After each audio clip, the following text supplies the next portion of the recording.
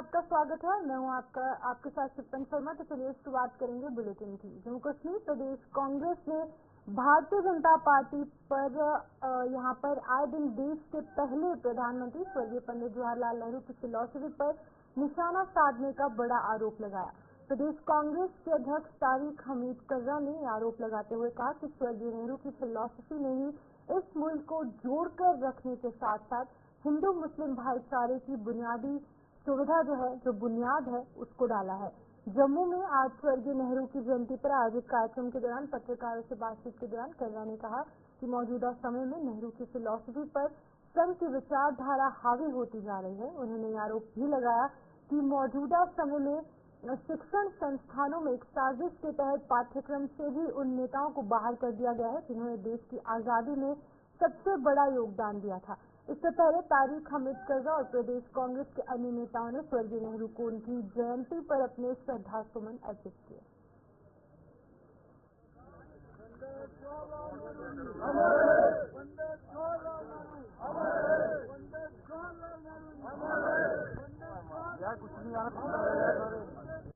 अगर आप देखें तो बीजेपी का बराह रास्त अगर कोई अटैक होता है तो पंडित जवाहरलाल नेहरू जी पे होता है।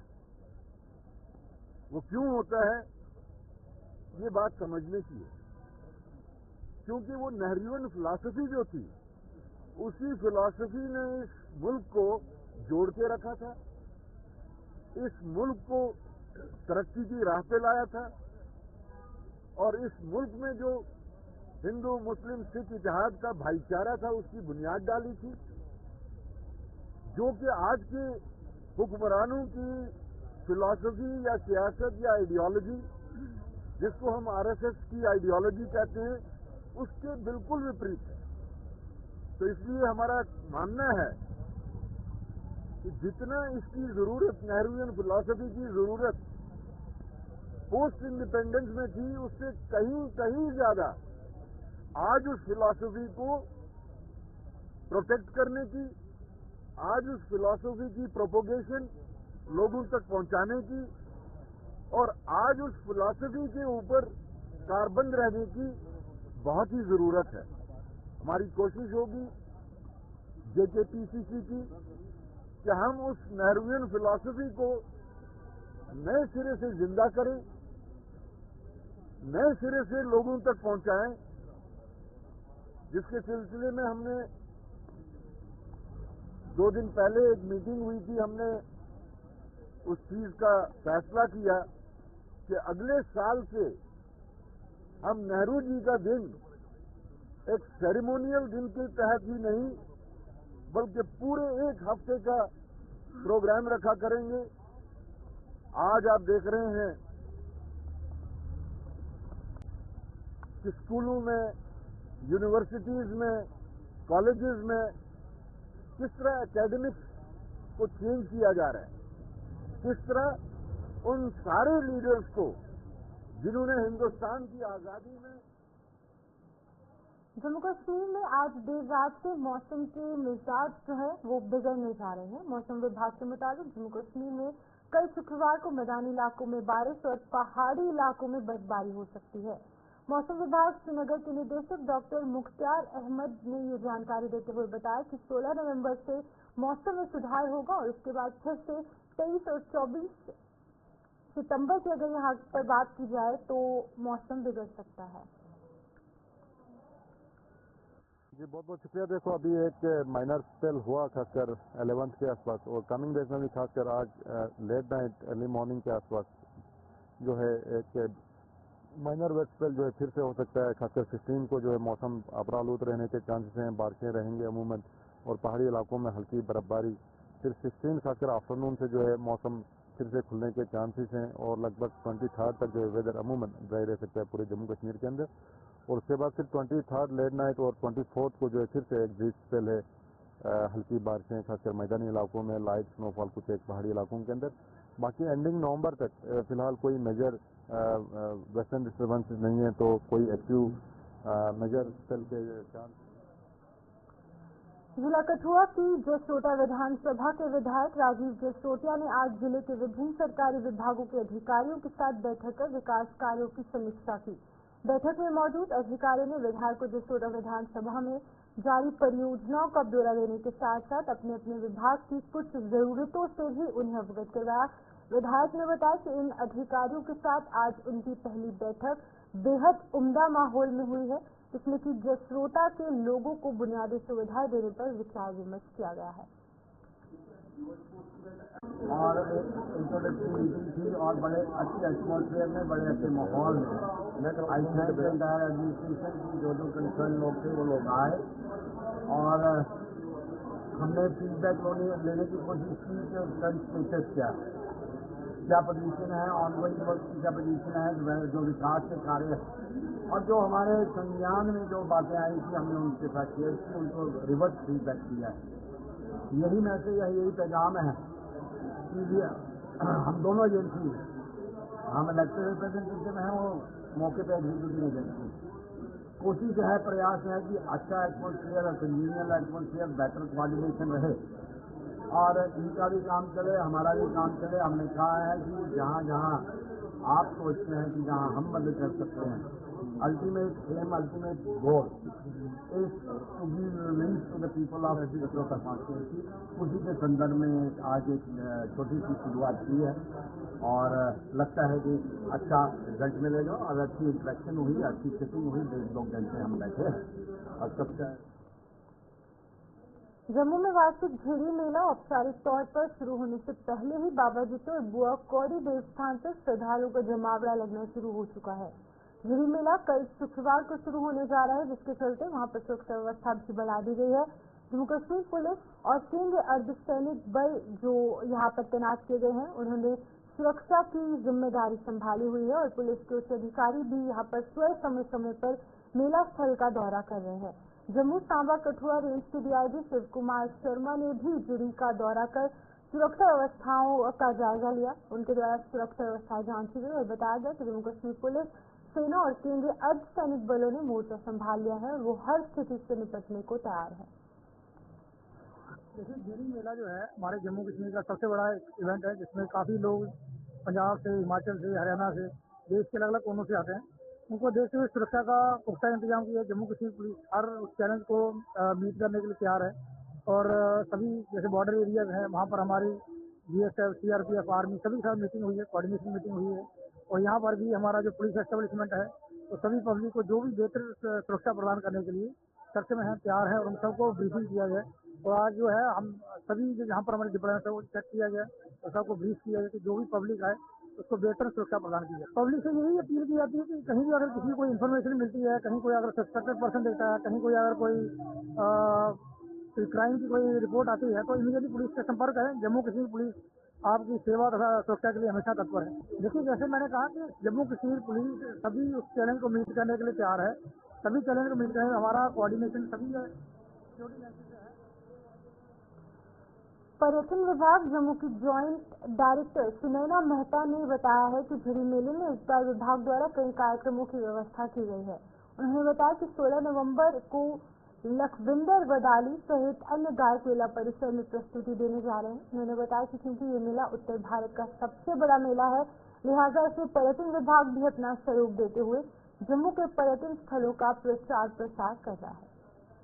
प्रस्तुति करेंगे श्री बाबा जीतो जी बुआ कौड़ी जी का जो झिड़ी मेला इस टाइम चल रहा है, डायरेक्टर ऑफ टूरिज्म जम्मू की तरफ से लखविंदर वडाली जी, सोनाली डोगरा और रवि रघुवंशी 16 नवंबर को शाम को 6 बजे डिवोशनल एंड कल्चरल नाइट की प्रस्तुति करेंगे, जिसमें कि बाबा जी का और बुआ जी का और जो मुक्ति माता वैष्णो देवी जी का अवतार है गुणगान किया जाएगा, उनकी महिमा गाई जाएगी। और इसके अलावा डायरेक्टरेट ऑफ टूरिज्म जम्मू की तरफ से वहाँ पर पब्लिसिटी का काउंटर और उसके साथ साथ LED वॉल्स लगाई गई हैं, जहाँ पर जितनी भी हमारी टूरिस्ट डेस्टिनेशन हैं जम्मू रीजन की उनको दिखाया जा रहा है। जैसे कि सभी जानते हैं कि ये नॉर्थ इंडिया का सबसे बड़ा मेला है, झिड़ी का मेला जो है, और ये काफ़ी दिन चलता है। तो ये हमारे लिए बहुत अच्छा माध्यम है कि हम जितने भी लोग देश भर से आते हैं और इवन विदेशों से भी आते हैं वो हमारे जम्मू के रिच कल्चर, रिच ट्रेडिशंस और हमारी जो ब्यूटीफुल डेस्टिनेशंस हैं उनके बारे में जानकारी ले सकें। डायरेक्टरेट ऑफ टूरिज्म जम्मू जो है वो पब्लिसिटी और प्रमोशन दिल्ली के मेले की बहुत अच्छे तरीके से कर रहा है। हमारी तरफ से होर्डिंग्स, बैनर्स जगह जगह लगाए गए हैं। उसके साथ साथ पॉलिटेक्निक कॉलेज के जो स्टूडेंट्स हैं वो हमने डायरेक्टरेट ऑफ टूरिज्म जम्मू और पॉलिटेक्निक कॉलेज वालों की कोलैबोरेशन में एक वॉलंटियर्स का ग्रुप बनाया है जो कि वहाँ पे फ्री सर्विस जो है वो दे रहे हैं। और उसके साथ साथ जो पब्लिसिटी है हमारे टूरिस्ट डेस्टिनेशन की वो भी। जिला पुंछ में बाल श्रम के खिलाफ छेड़े गए अभियान के तहत आज 4 और बच्चों के पुनर्वास की जो मुहिम है वो छिड़ गई है। चाइल्ड वेलफेयर कमेटी, समाज कल्याण विभाग, डिस्ट्रिक्ट लीगल सर्विस अथॉरिटी, श्रम और पुलिस विभाग ने संयुक्त रूप से पुंछ में अभियान चलाकर दुकानों में काम कर रहे इन बच्चों को मुक्त करवाया। जिला समाज कल्याण अधिकारी वकील अहमद भट्ट ने बताया है कि इन बच्चों के हाथों में औजारों के बजाय अब किताबें थमाई जाएंगी ताकि ये सभी पढ़ लिख कर अपना भविष्य संवार सके। उन्होंने पुंछ के दुकानदारों से भी बच्चों को काम पर न रखने का आह्वान किया और चेतावनी भी दी गई है कि यदि वो ऐसा करते पाए गए तो उनके खिलाफ सख्त कानूनी कार्रवाई की जाएगी। ऐसी ड्राइव हमारे वक्तन वक्तन चलती रहती है पुंछ में। और आज की जो स्पेशल ड्राइव जो स्पेशली फोकस जो इसका है चिल्ड्रन सिचुएशन, जिसमें हमें बैगिंग, कोई 18 साल से कम बच्चा जो दुकान पे काम कर रहा है या चाहे लेबर की वायलेशन हो रही है, उस पर हमारा आज का फोकस रहेगा। तो स्पेशली हमारा जो कहीं पे भी बैगिंग का कोई केस आता है तो उससे भी आप उसको देते हैं। तो आज सुबह से हमारी ड्राइव शुरू हुई है। इस वक्त तक हमने 3 बच्चों को रेस्क्यू किया है और उसके बाद उनका जो रिहेबिलिटेशन जो प्रोसेस होगा वो सीरियसली सब उसे प्रोड्यूस करने के बाद किया जाएगा। ये मैसेज यही देंगे कि आप हमारी इसमें हेल्प कीजिए और हमारे साथ कोऑपरेट कीजिए कि जो भी बच्चा 18 साल से कम है प्लीज़ उसको आप अपनी स्टाफ से एम्प्लॉय मत कीजिए और उसको आप स्कूल में भेजिए। गवर्नमेंट ऑफ इंडिया की बहुत सारी स्कीम है जिसमें राइट टू एजुकेशन है, उसके अंदर उन बच्चों को स्कूल में भेजिए जिसमें उन बच्चों को आगे शिक्षा या जितनी भी गवर्नमेंट की स्कीम्स हैं उनके साथ लिंक कीजिए उन बच्चों को, ताकि बच्चे स्कूल में जाए और हमारा भविष्य जो है। पुंछ जिले में सर्दियों का आगाज होने के साथ ही मुगल रोड सहित ऊंचाई वाले क्षेत्रों में बर्फबारी का सिलसिला शुरू हो चुका है। यही वजह है कि आने वाले समय में ऊंचाई वाले इलाकों में सड़क संपर्क बहाल रखने के लिए संबंधित विभाग की तरफ से कमर कसी गई है। पुंछ जिले में बर्फबारी से प्रभावित सड़कों की देखरेख करने वाले विभाग PWD मैकेनिकल इंजीनियरिंग विंग के अधिकारी तारिक महमूद खान ने बताया है कि इस बार बर्फ को जल्द से जल्द हटाकर ऊंचाई वाले क्षेत्रों में सड़क संपर्क बहाल रखने के विशेष उपाय किए गए हैं। विभाग के पास आधुनिक मशीनरी है जो कि सड़कों से बर्फ हटाने में बेहद कारगर साबित हो। देखिए, मशीनरी की हमें किसी किस्म की प्रॉब्लम नहीं है। गवर्नमेंट ने हमें अच्छी से अच्छी और लेटेस्ट किस्म की मशीनरी प्रोवाइड करके रखी है और हमारे पास 25 से 30 स्नो क्लाइंट स्पेशलाइज मशीनरी है, जैसे स्नो गार्ड से लेके snow pro machinery, heavy machinery है। उसके बाद स्नो कटर है, आइडल एक्सकवेटर है, बैक लोडर है और डोजर है, DDAP हैवी डोजर भी लोड है। मशीनरी का हमारे पास किसी किस्म की कोई परेशानी नहीं है। और जैसे ही हमारा ये विंटर सीजन स्टार्ट हो गया तो हमारा रिपेयरिंग का प्रोसेस चल रहा है। मैक्सिमम मशीनरी हमने रिपेयर करके डिप्लॉय कर दी है और कुछ मशीनरी जो है आप देख रहे हैं ये इनका रिपेयरिंग का काम चल रहा है अभी, तो इनको भी हम विद इन वीक्स इसको डिप्लॉय करेंगे साइड में। तो इसको जैसे हमारा पहाड़ी एरिया बहुत दूर दराज एरिया है, लोअर मंडी है, उसके बाद साथ में बहुत बॉर्डर एरिया है और दूसरा हमारा आगे आपका ये हिल काका एरिया जो दूसरा है और इसको कल्याणी बोलते हैं शायद वो मरोड हरी मरोड है ना। तो हर फ्रांग एरिया इसलिए हम कंट्रोल मेंटेन करते हैं क्योंकि एक जगह दूसरी जगह जाना इतना ईजी नहीं होता है। तो हमारे 3-4 कंट्रोल रूम मेंटेन करते हैं ताकि हमारे ऑपरेटर जो 24 आवर्स वहाँ पे स्टे करते हैं। तो जैसे स्नोफॉल होता है तो उसी वक्त ये विद इन 2-3 आवर्स में रोड को क्लियर कर देते हैं ताकि ईजी हो जाए। अरे सर, उम्मीद करते हैं कि इस बार जो बर्फबारी होगी लोगों को ज़्यादा दिक्कत नहीं है। हाँ, हमारा जो स्टाफ है वो काफ़ी हाईली ट्रेन स्टाफ है, एक्सपीरियंस वाला स्टाफ है जो पिछले 10-15 साल से ये स्नो क्लियर करते आ रहे हैं। हमारा जो सुपरवाइजर स्टाफ है वो भी अच्छा है, वेल वेयर है वो। तो हम इंशाल्लाह कभी ऐसी परेशानी नहीं आएगी। गवर्नमेंट के इंस्ट्रक्शन भी ऐसे हैं, डिस्ट्रिक्ट एडमिनिस्ट्रेशन के ऐसे इंस्ट्रक्शन है कि किसी भी किस्म की परेशानी लोगों ना आए और कोई भी रोड जो है वो ज़्यादा तक ब्लॉक ना रहे और कम से कम। कठुआ से हटली मोड़ की ओर जाने वाली सड़क के एक हिस्से की बद से बदतर हालत हो चुकी है और इसके विरोध में लोगों का गुस्सा आज फूट पड़ा। लोगों ने आरोप लगाया कि यहाँ पर रेलवे विभाग द्वारा बनाए गए अंडरपास के कारण सड़क का यह हिस्सा क्षतिग्रस्त हो चुका है और यहाँ पेश आ रही सड़क हादसों की वजह से लोगों की जानें भी जा चुकी हैं। लोगों के मुताबिक प्रशासन को बार बार अवगत करवाने के बावजूद भी उनकी कोई सुनवाई नहीं हो पाई और रही सही कसर यहाँ चलने वाले टिप्परों और डंपरों ने पूरी कर रख दी है। लोगों ने चेतावनी दी है कि यदि अब भी प्रशासन इस लापरवाही का संज्ञान नहीं लिया तो वो रेलवे ट्रैक पर धरना देने को मजबूर हो जाए।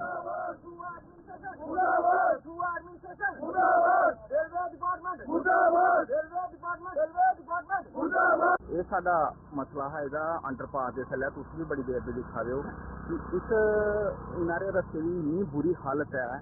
ਪਿੱਛੇ ਤੁਸੀਂ ਦੇਖਿਆ ਹੋਣਾ ਕਿ ਜਿਹੜੇ ਸਰੀਏ ਹੈ ਉਹ 10-10 ਫੁੱਟ ਬਾਹਰ ਆ ਰਹੇ ਹੈ। ਇੱਥੇ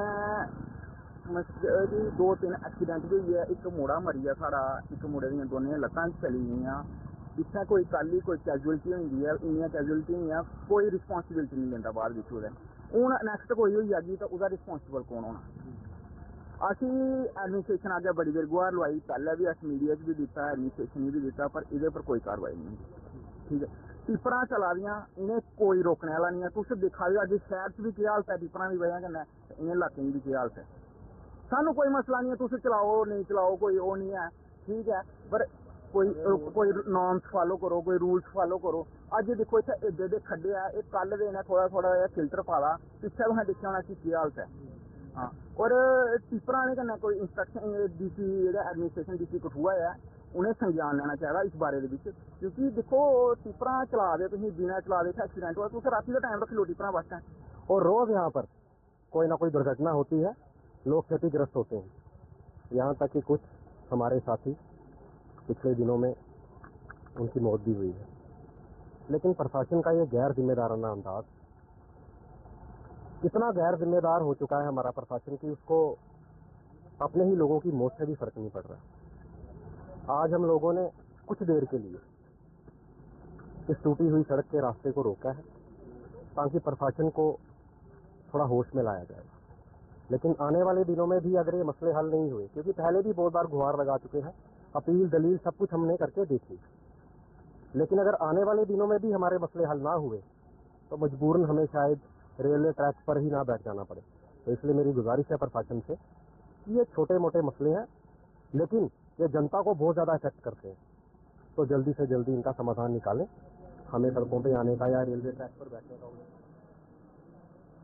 साइबर क्राइम के प्रति जागरूकता फैलाने के मकसद से रियासी के पॉलिटेक्निक कॉलेज में आज जागरूकता शिविर का आयोजन किया गया। इस शिविर का आयोजन रियासी जिले के साइबर सेल द्वारा किया गया था, जिसमें कि डीएसपी मुख्यालय नीरज पडियाल सहित उनके सहयोगियों ने स्टूडेंट्स और फैकल्टी को साइबर फ्रॉड से बचने के तौर तरीके बताए।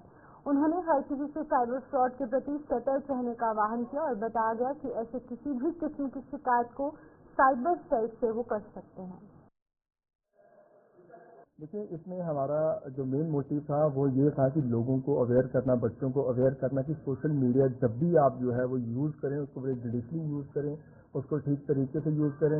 आजकल आप देख रहे हैं काफ़ी ऑनलाइन फ्रॉड्स जो है वो हो रहे हैं, चाहे वो फाइनेंशियल फ्रॉड्स हैं, चाहे वो बैंकिंग के फ्रॉड हैं, वो काफ़ी सारे फ्रॉड जो है यूज़ हो रहे हैं। किसी की मॉफ्ड फोटो जो है वो यूज़ हो रही है, कोई गलत चीज़ें जो है वो वायरल हो रही हैं, तो वो काफ़ी सारे लोग जो है खासकर युवा वर्ग जो है वो इसका शिकार हो रहा है। तो उसी के चलते हमने आज एक कोशिश की है, प्रयास किया है कि सबको हम बता सकें कि सोशल मीडिया को किस तरह यूज़ करना है, फाइनेंशियल ट्रांजैक्शन जो है वो किस तरह से अपने मोबाइल फ़ोन में चलानी है, और इन केस अगर आपके साथ कोई फ्रॉड हो जाता है या आपके साथ कोई गलत चीज़ जो है वो सोशल मीडिया के माध्यम से, बैंकिंग के माध्यम से और किसी माध्यम से जो है वो हो जाती है, तो हमारा डेडिकेटेड साइबर सेल है रियासी पुलिस का जो 24/7 ऐसी कंप्लेंट्स को देखता है और ऐसी कंप्लेंट्स को जो है वो एड्रेस करता है। हमारे नंबर चाहे वो पुलिस स्टेशन के हों, डिस्ट्रिक्ट पुलिस ऑफिस के हों, वो सारे जो है हर एक लोकल आदमी के पास यहाँ है, इंटरनेट पर अवेलेबल है। अगर कभी भी कोई भी यूनिफॉर्म में आपको अप्रोच करता है तो इमीडिएटली आप जो आपका कंसर्न पुलिस स्टेशन है, पुलिस चौकी है, वहाँ पे जाइए, वो रिपोर्ट कीजिए, हम वेरीफाई करेंगे। उधमपुर में सफाई कर्मचारी यूनियन की काम छोड़ हड़ताल ने अब नया मोड़ ले लिया है। सफाई कर्मचारी ने उधमपुर नगर परिषद के सीईओ का अतिरिक्त प्रभार मिलने वाले अधिकारी पर इस आंदोलन को ठेस पहुंचाने का आरोप लगाया। यूनियन के मुताबिक ये अधिकारी रात के अंधेरे में शहर में सफाई करवाकर उनके आंदोलन को विफल करने का प्रयास कर रहे हैं, उसे बर्दाश्त नहीं किया जाएगा। सफाई कर्मचारी यूनियन ने आज जोरदार प्रदर्शन करते हुए सरकार से इस अधिकारी का तबादला करने का आह्वान किया है। उधमपुर के डीडीसी परीक्षित सिंह ने भी सरकार से इन कर्मचारियों की मांगे जल्द पूरी करने का आह्वान किया।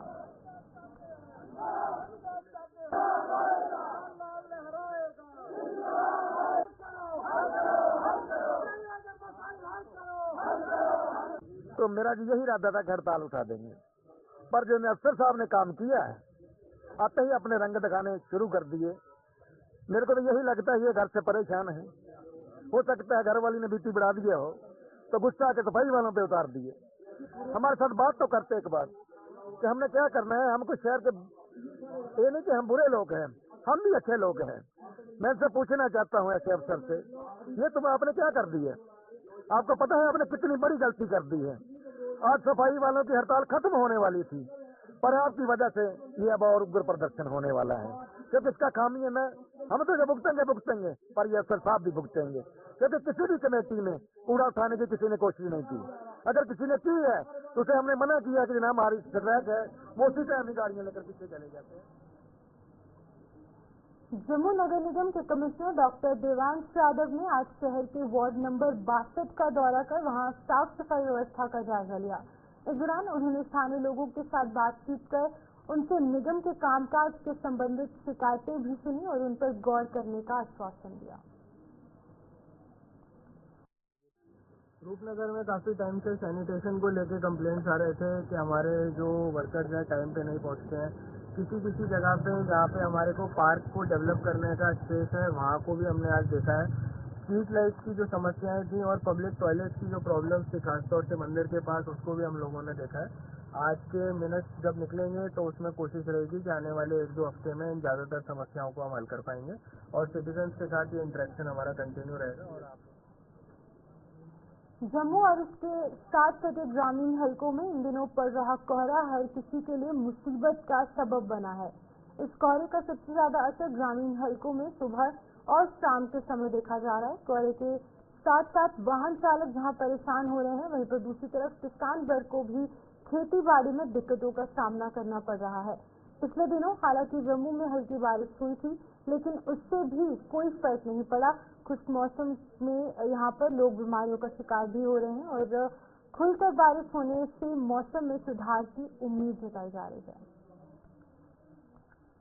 आज बड़ा कोहरा पिया है, इस कोहरे नाल आन जान से खासकर गड्डियां नूं बड़ी दिक्कत है। ਜਿਹੜਾ ਕੋਹਰਾ ਹੈ ਬੜਾ ਮੌਸਮ ਦਾ ਜਿਹੜਾ ਯਕਦਮ ਬਦਲਾਵ ਹੋ ਗਿਆ ਮੌਸਮ ਵਿੱਚ, ਇਹ ਜਿਹੜੀ ਸੁੱਕੀ ਠੰਡ ਪੈ ਰਹੀ ਹੈ, ਇਹਦੇ ਇੱਕ ਤੇ ਇਹ ਬੱਚਿਆਂ ਵਾਸਤੇ ਵੀ ਨੁਕਸਾਨ ਹੈ, ਦੂਆ ਆਈ ਜਾਏ ਗੱਡੀਆਂ ਵਾਸਤੇ ਵੀ ਨੁਕਸਾਨ ਹੈ ਤੇ ਐਕਸੀਡੈਂਟ ਹੋਣ ਦੇ ਬੜੇ ਚਾਂਸ ਹੈ। ਇਸ ਕਰਕੇ ਅਸੀਂ ਇਹ ਕਹਿਣਾ ਚਾਹੁੰਦੇ ਕਿ ਜਿਹੜੀ ਧੁੰਦ ਦਾ ਮੌਸਮ ਸਟਾਰਟ ਹੋਇਆ ਸਰਦੀਆਂ ਦਾ, खासकर बच्चों ने भी बचाव करना चाहिए, बजुर्गों ने भी बचाव करना चाहिए अपने आप भरा साढ़े ड्राइवर है ये कि चलो आराम नाल चलना चाहिए हादसे तो बचा जा सके। परेशानी जनाब मौसम ठीक ही तो अं सोचा भी कणक थोड़ी बाद च रा लांगे। मौसम ठीक है, साढ़े अद्धी मुंजी के बाहर पई साड़ी तो कणक रानी अं परेशान हाँ। अगू कोहरा पई जाता पे, बच्चे स्कूल आते जाते हैं, वो भी परेशानी एक्सीडेंट का डर रहता है, नाल जाने पैंदा, बमारी ज़्यादा बढ़ गई है, लोग परेशान हो गए हैं। अभी तो सब तो ज़्यादा जिमीदार परेशान है क्योंकि साढ़े पास मुश्किल है, लाँगे अं गरीब आदमी है, दाने चार लाँगे तो खाएंगे रोटी। जम्मू कश्मीर में जल्द ही जम्मू फिल्म फेस्टिवल और श्रीनगर इंटरनेशनल फिल्म फेस्टिवल की शुरुआत होने जा रही है। इस फेस्टिवल की शुरुआत 20 नवंबर को जम्मू के बागे-बाहु से होगी। 23 नवंबर को इसका समापन श्रीनगर में होगा। फिल्म फेस्टिवल के निदेशक रोहित भट्ट ने जम्मू में प्रेस कॉन्फ्रेंस के दौरान बताया कि इसमें जम्मू की 13 फिल्मों की स्क्रीनिंग भी की जाएगी। ये स्क्रीनिंग 21 और 22 नवंबर को अभिनव थिएटर में होगी और ये फेस्टिवल 23 नवंबर को श्रीनगर में टैगोर हॉल में संपन्न होगा। और मैं आपको ये बता दूं कि 20 तारीख से ये इसकी ग्रैंड ओपनिंग होने जा रही है एक्वाप्लेक्स ग्राउंड में। 3:30 से लेके 5 बजे तक इसमें रेड कार्पेट रहेगा हमारे लोकल आर्टिस्ट के लिए। उसके बाद 5 बजे इसकी ग्रैंड ओपनिंग होगी और बॉम्बे से भी कुछ सेलिब्रिटीज आ रहे हैं, जिसमें प्रमुख हमारे प्रवीण जी हैं, जिनकी अभी रिसेंटली नवरत्न तथा कोलाज फिल्म रिलीज हुई थी, वो भी आ रहे हैं इसमें। और साथ साथ में कुछ और भी हैं, कपिल मट्टू जी हैं और भी सब लोग हैं। लेकिन मैं आपको ये बता दूं कि ये फिल्म फेस्टिवल 20 तारीख को वहां शुरू होकर 21 तारीख को अभिनव थिएटर के राइटर्स क्लब में होगा, जहां स्क्रीनिंग होगी मूवीज की और लोकल फिल्म की। इसमें है 13 फिल्में लगभग जो हमारे लोकल जम्मू के फिल्म मेकर्स हैं, ये बहुत बड़ी बात है, उनकी स्क्रीनिंग होगी। साथ साथ में 22 तारीख को फिर से स्क्रीनिंग जम्मू के राइटर्स क्लब में होगी और उसके साथ कश्मीर के टैगोर हॉल में भी इसकी स्क्रीनिंग होगी 22 तारीख को, और 23 तारीख को शाम को 4 बजे इसकी क्लोजिंग टैगोर हॉल में होगी। और इसमें मैं ये बताना चाहूंगा कि फिर से एक बार डायरेक्टर ऑफ टूरिज्म जम्मू और जम्मू कश्मीर टूरिज्म जिन्होंने हमें साथ दिया इसमें, और मेन पर्पज यही इसका है कि हमारा जो फिल्म मेकिंग जो है। तो चलिए इस बुलेटिन में फिलहाल इतना ही। मुझे दीजिए इजाजत और आप बने रहिए गुलिस्तान के साथ।